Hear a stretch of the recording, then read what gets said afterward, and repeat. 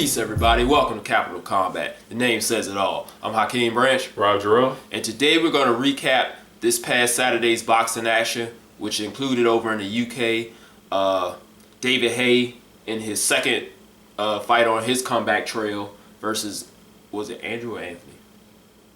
Neither. It starts with the name.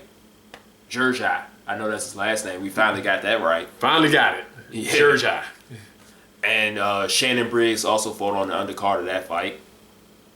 Then over in the States, we had both the Charlo brothers in separate bouts, separate title bouts against John Jackson and Austin Trout. And then we had Erislandy Lara versus Lara-Martirosyan. So we're going to get the real quick heavyweight fights out of the way. Real quick. First up, Shannon Briggs. Shannon Briggs took on a guy on, was it 4 days notice? Yeah. Zarate. That was our bad. It said Alexander Dimitrenko. Yeah. He was never sent a contract. Okay. Emilio Zarate stepped in. Boxing stuff. Politics. It was a first round knockout. As we expected anyway. Yeah. To the solar plexus. Yeah, it was a mean left uppercut to the solar plexus. And Shannon is nicknamed the Cannon. He does hit hard. And Zarate didn't get up for a while. He did knock him down earlier in the round as well. Yeah. But when you go in and take on a former world champion on 4 days notice, you really don't expect much. On to the main event. David Haye. I'm going to get this guy's name. Jurjai. That's his name. And he threw maybe 5 punches the entire fight. This fight went 2 rounds, and he threw like 5 punches. I don't know if he was waiting to counter David Haye or what, but it did seem that also that Arnold. Arnold. I knew it started with an A.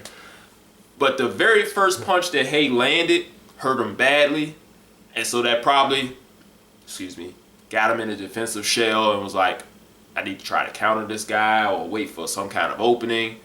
But Haye was throwing punches from all angles. He was giving him angles, and he had no real openings to exploit. When you're just overwhelmed with that kind of offensive firepower, you're pretty much going to your shell, and this guy might have thrown 8 punches. Yeah, I said 5, but it was less than 10. Let's put it like that. Yeah. And then he got knocked down really hard with a jab. Like it didn't even look right the way it happened. Like really? Yeah, it was like, oh come on, man. And then the final flurry after that, Haye's throwing around the guard. He landed a good body shot. That put him on the ropes.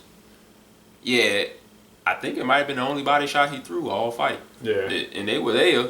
But it looked like he was trying to carry him, honestly. It looked like he was trying to carry Jurjai to try and get a little bit of work in.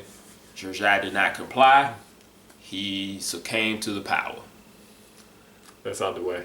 Yes. Let's move on to the 154-pound division. We had 3 title fights, 2 of them involving the Charlo brothers. First up, Jermell Charlo versus John Jackson in a fight that was actually pretty entertaining. Oh, yeah. In the preview video, we talked about Jackson being a come-forward guy who threw a lot of combinations with power. And what he did was he showed that he had some different wrinkles in his game and came out boxing and moving, which I think threw off Charlo as well. Oh, yeah. Jackson was very accurate. It was nice to see that. Very efficient with his punches, too. Not just accurate. Right. Very efficient with his punches. And he was landing shots that had Charlo not hurt, but let him know that I'm here to win. Charlo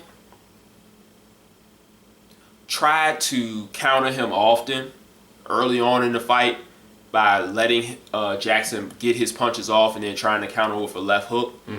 He landed it occasionally, but most times he was left swinging at air because Jackson went out at angles and not pulling straight back, which is something you're not supposed to do anyway. What did you see? Well, that was pretty much it. The movement just really befuddled Charlo. I don't think he was used to fighting a lot of guys who could be a little bit slick and move laterally and not just straight back. Right. And Jackson was fighting off his back foot. So instead of someone being aggressive against Charlo, it was almost being passive aggressive because he threw some really good shots. Especially after, or like you say, he was punching with them, but I think it was just, he just picked his shots very well. Yes. But if you looked at the corner after the 5th round, his coach, the trainer, was like, I need you to be aggressive and go at him. What happens in the 6th round? He goes directly at Jackson. Yeah. No, that was the last round in the stoppage. It was like it was the 8th round. I'm sorry, the 8th round. I thought it was the 5th. But whatever it was, you could tell what his coach was like, go get him. What are you doing? What happened? He went and got him. Yes, and it started earlier in the fight, maybe about round 5. Charlo got his timing down and began to punch with Jackson instead of waiting for Jackson to finish his combos. And so he started to land a little bit more frequently. Mm-hmm. And once, like Rob said, his coach said, you have to go out there and get him. You're losing this fight. He went out there and got him, punched with him again, landed a very good right hand, which led to the end of the fight. The ending was a little strange. Jackson got hit and he gave his back to Charlo, which is a absolute no-no. And he got hit again, hit a 3rd time, went through the ropes. Tony Lee stops the fight. It was a good stoppage, but like I was telling Hakeem earlier, I think the reaction after the first punch was like, so you just not gonna fight no more, huh? That just ended the fight for you? But he was still standing, so Charlo did what he's supposed to do. Hit him again. Yep. So next up is, what's that guy's name? The guy who stormed the ring after the Charles Hadley. Charles Hadley. Really, Don King? We still doing this? We still doing this with your fighters? Yeah, this is not with that purple jacket he had on. Yeah. That was a purple silk jacket. You should be ashamed of yourself. Yeah, I didn't even notice that much. I just saw. I was just like, who is this dude with the purple jacket on? Yeah, got a purple rayon polyester jacket on. I'm sorry. Yeah, the jacket just threw me off. They really threw it back to the Great White Hype with that one. But let's talk about the events before that, which was the Jamal Charlo-Austin Trout fight. He brought that jacket from 1992. He knew better. Anyway. Leave the jacket alone, man. Leave the jacket alone. I'm sorry. I was tripping when I saw it. I'm sorry. Anyway. It was an ugly jacket. But yeah, let's talk about the fight. Jamal Charlo defending his, which belt does he have again? Oh God, is it the IBF? Yes. Okay. He has the IBF belt. This is the second defense of that belt versus Austin Trout, who is a former title holder at 154. That's right. And honestly, this was a pretty good fight. Both guys came looking to win. Both guys, you could tell they really had that competitive edge. Like they both wanted to make a statement in beating the other guy. It wasn't just like, I'm going to get out here and do what I do. It was like, look, I'm better than you and I'm going to show it, which led to a really good fight. All right, so we know this was an orthodox versus a southpaw, and Austin Trout, everyone's kind of like, okay, Austin Trout lost to Lara.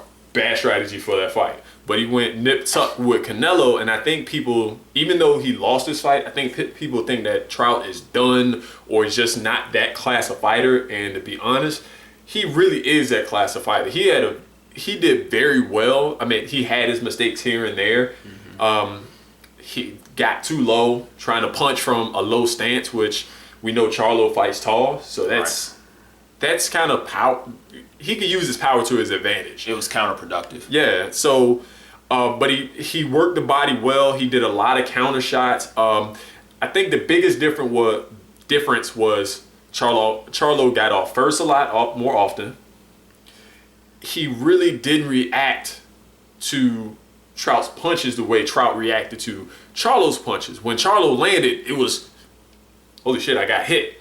Yeah. When Charlo got hit, it was like, damn, I got hit. Let me answer back. And he was right back in his stance to fight Trout. Now, Trout, they both landed very good straight punches.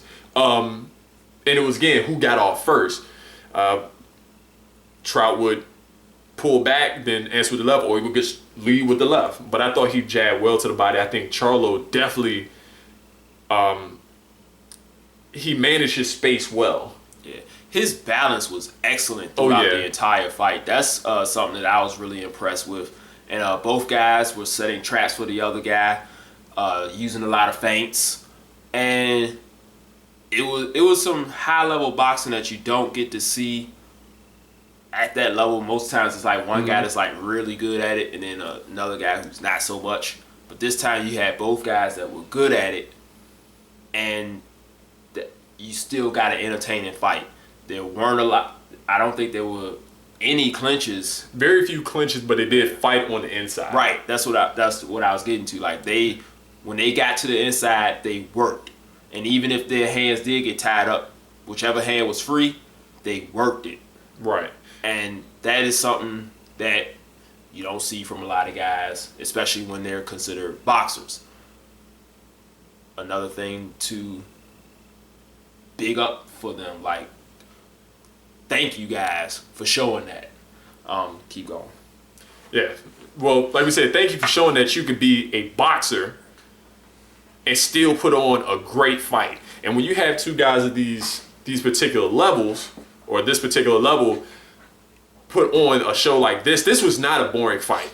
These were two... Yeah, it was the fight of the night. Yeah, this was definitely the fight of the night. And then you could see the difference in Austin Trout's offense, as he's with Barry Hunter, Headbangers Gym, that he was a lot more comfortable leading and attacking and being aggressive, unlike in the past where he was just known as a counterpuncher.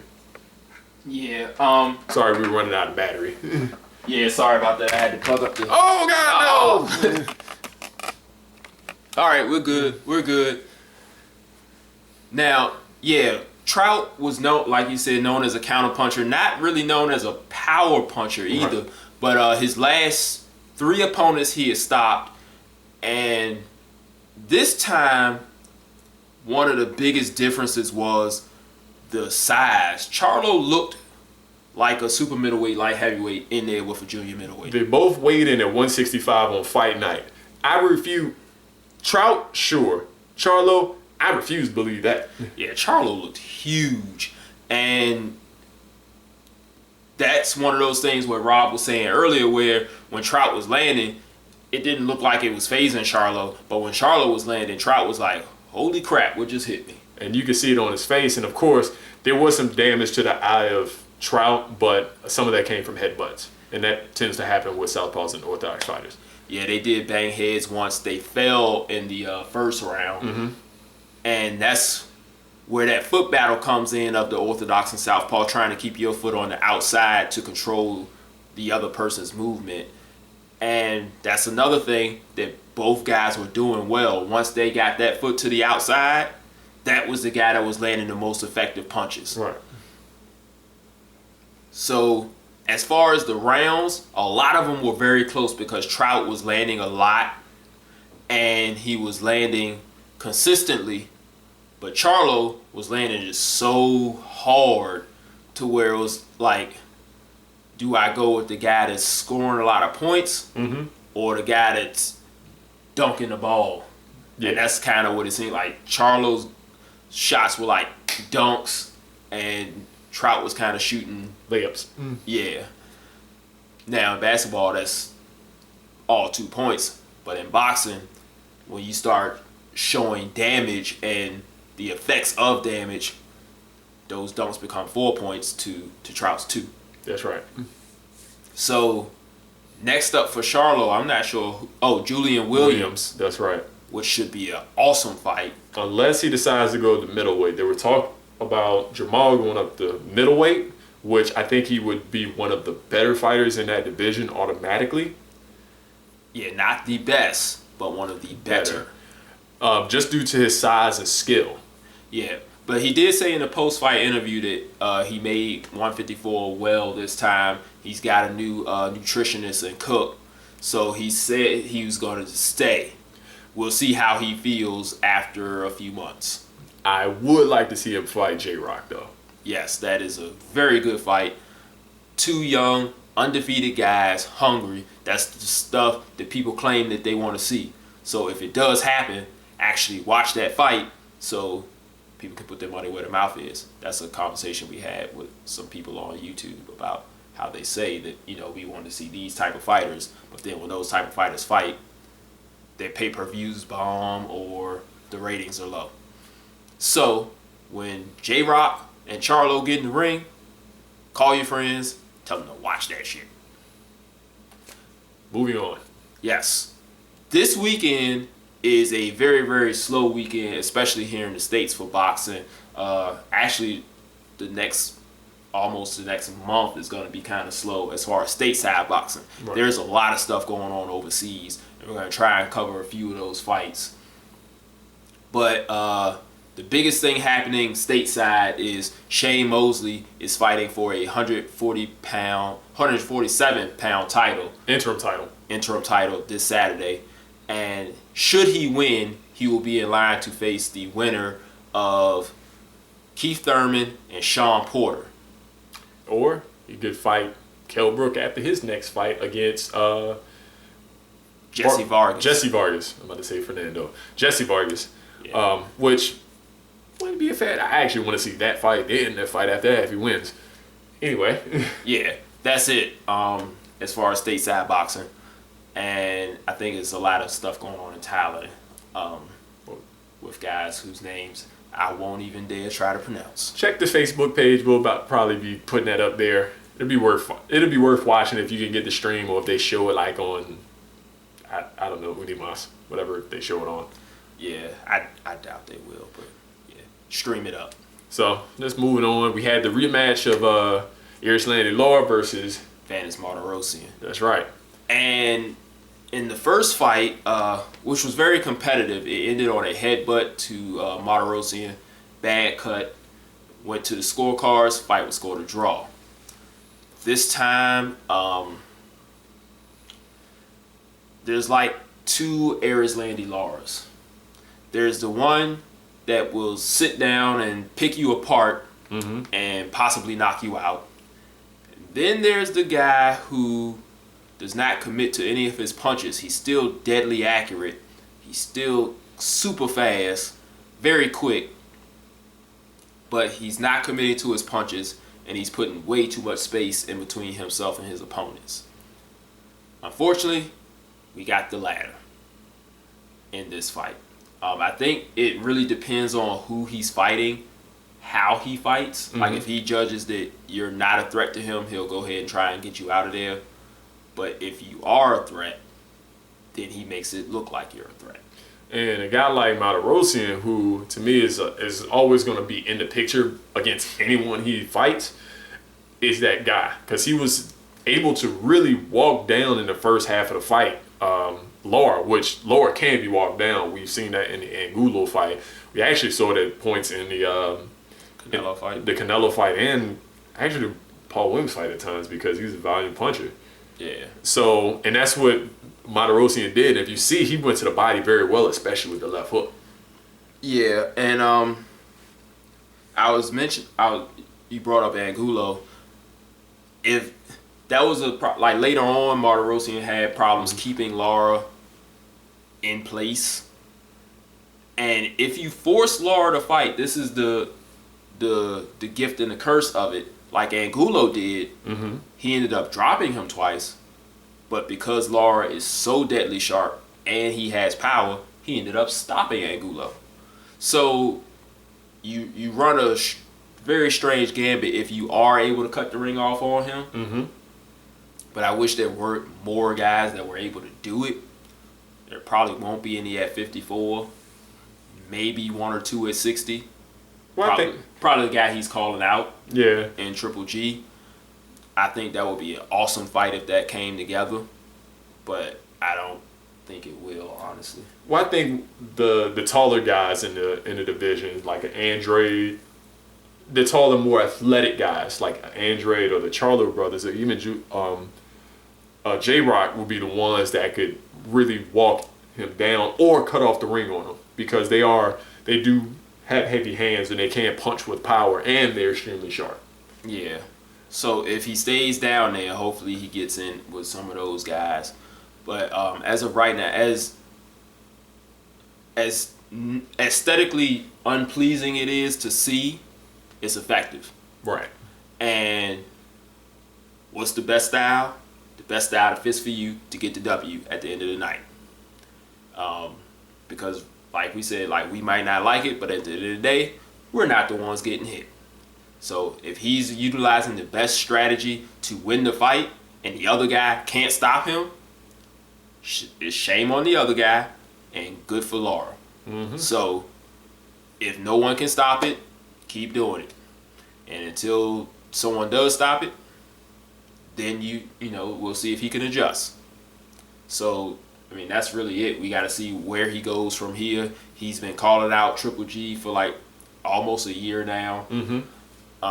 It doesn't look like Triple G and Canelo are going to fight. I was going to do a video about that. I decided not to.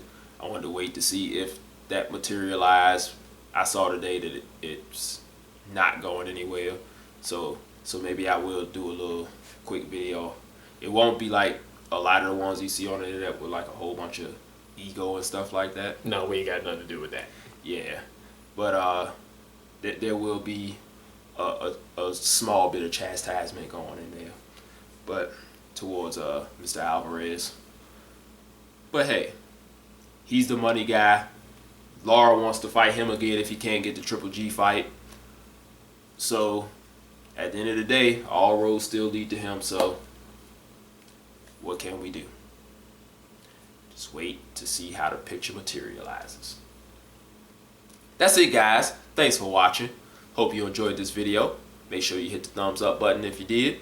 If you have not hit the subscribe button, do so.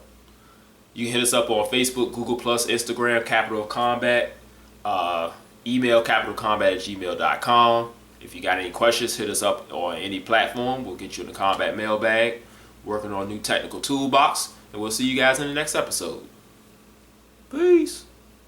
This is round one, and you've already lost. They don't seem to see that everything we've done is coming and cost. My fists are on fire. I perform till I perspire. My demons are in a rage. Keep thinking that it's a game. I kick crime, hurricane. I told them I don't play. I'm liquid. Black Street Fighter.